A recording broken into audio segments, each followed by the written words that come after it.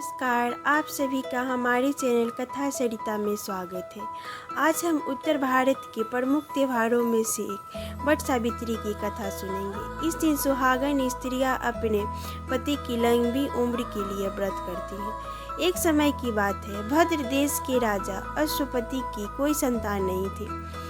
उन्होंने संतान की प्राप्ति हेतु मंत्रोच्चारण के साथ प्रतिदिन 1 लाख आहुतियाँ दी। 18 वर्षों की कड़ी तपस्या के पश्चात सावित्री देवी खुश होकर उनके समक्ष प्रकट हुई और उन्हें वर दिया कि राजन, जल्द ही तुझे एक तेजस्वी कन्या की प्राप्ति होगी। कुछ समय के पश्चात माँ सावित्री की वरदान स्वरूप राजा को एक पुत्री की प्राप्ति हुई, जिसका नाम सावित्री रखा गया। समय बीतता गया। धीरे धीरे सावित्री युवावस्था में कदम रखने लगी।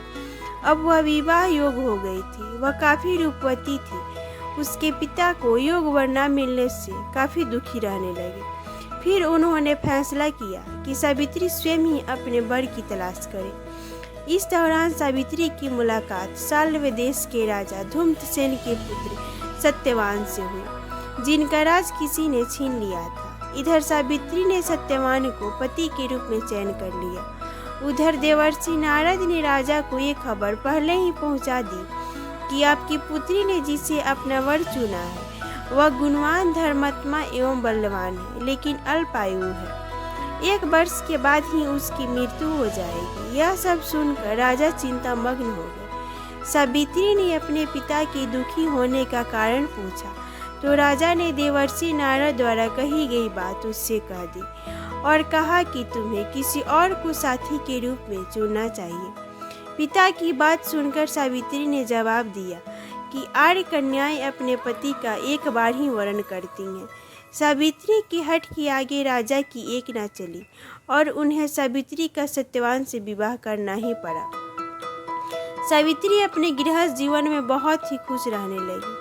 समय का चक्र चला और वह दिन भी करीब आ ही गया जिस दिन सत्यवान की मृत्यु होने वाली थी। सावित्री अधीर होने लगी। उसने 3 दिन पहले से ही उपवास करना शुरू कर दिया। नारद मुनि द्वारा कथित निश्चित तिथि पर उन्होंने पितरों का पूजन किया। रोज की तरह सत्यवान उस दिन भी लकड़ी काटने जंगल गए, लेकिन आज उनके साथ सावित्री भी थी। लकड़ी काटने के दौरान सत्यवान के सिर में अचानक से तेज दर्द होने लगा। दर्द से बेचैन सत्यवान नीचे उतर गया। सावित्री यह सब देखकर परेशान हो गई। सत्यवान के सिर को अपनी गोद में रखकर सावित्री सहलाने लगी।